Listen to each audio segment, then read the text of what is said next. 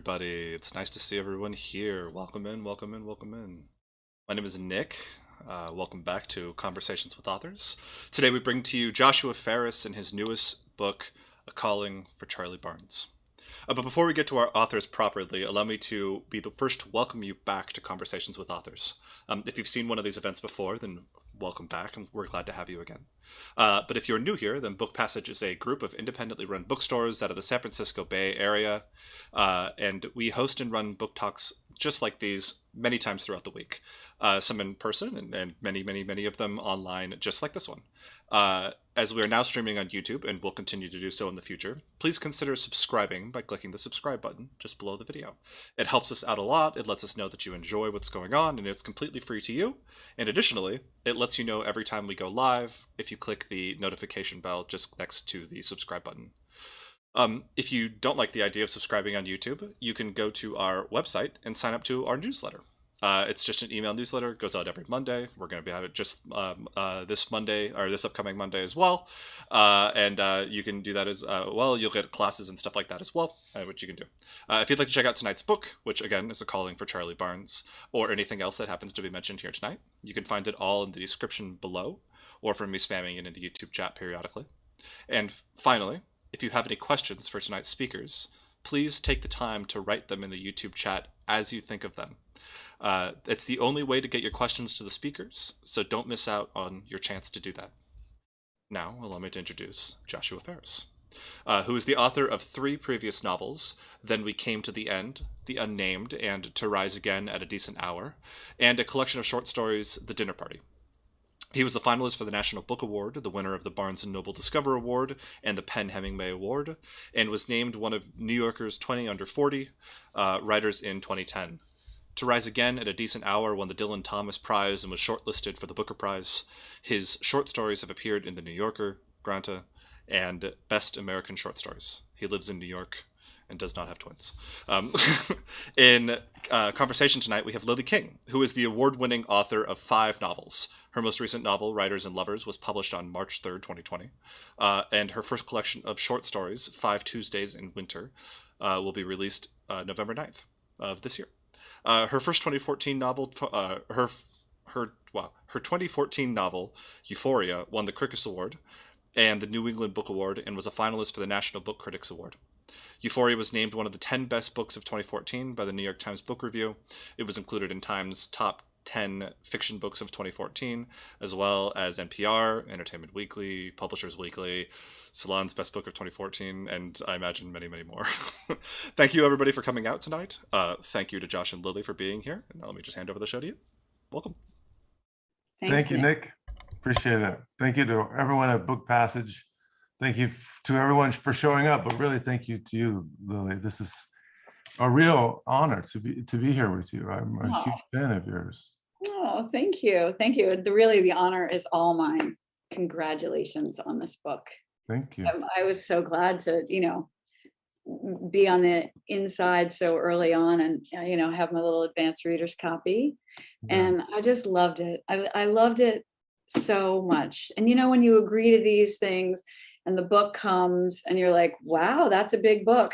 Hope I like it. I just really, I was just laughing so much at this book, and it surprised me in so many ways. There's so much pleasure. I'm going to have to talk to you about this, but I really hope you had pleasure writing it, because you give so much pleasure to the reader. And it's working on so many levels. You have the big themes, and then you have just the kind of funny, wacky scenes and the really fabulous characters, who are just so flawed and human and real. And then, you just have really great dialogue. I love dialogue, and I really love phone calls. So I was really happy. You're in heaven. Yeah, I was in heaven. I was just pretty much in heaven. So I guess I would start out,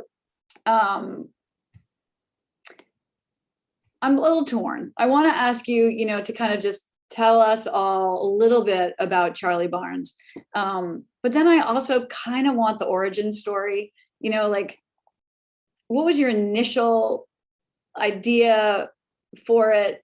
And, I'm always interested in the whole T.S. Eliot, between the idea and reality falls the shadow kind of thing. Like, did this meet your ideal of your original idea, or did it go way, way beyond it, or completely in a different direction? So if you can answer all those questions at once. Okay, here we go. I'll try to take them down.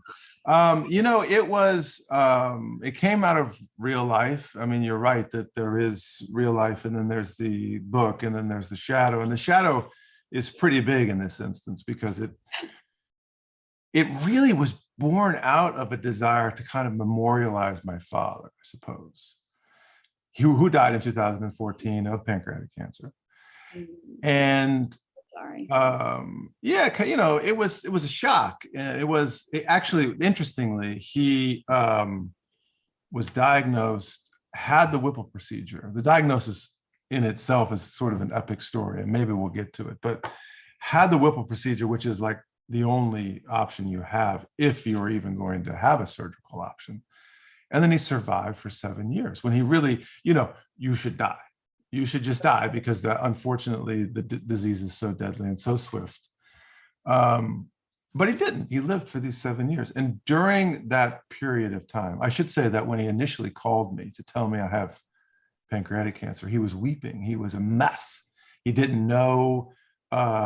He very, very eerily had this fear his whole life that I just learned of that hour of getting pancreatic cancer, which was so bizarre. And there he had it, and he knew what it meant. He knew the implications, and he's weeping, and he can't control himself. He's quite, just beside himself. 7 years later, the cancer returns, and he calls me and he says something like, I have good news and I have bad news. And I forget what the good news was, but the bad news was the cancer was back and he had like 3 months to live.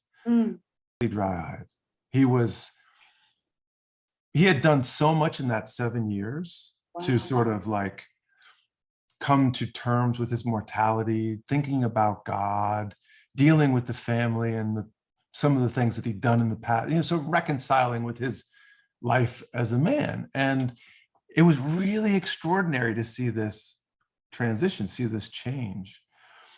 So that sort of set me off on this idea that was kind of a remarkable story. And how could I memorialize it? Well, as you probably well know, it's incredibly hard to memorialize any living thing out here in the world.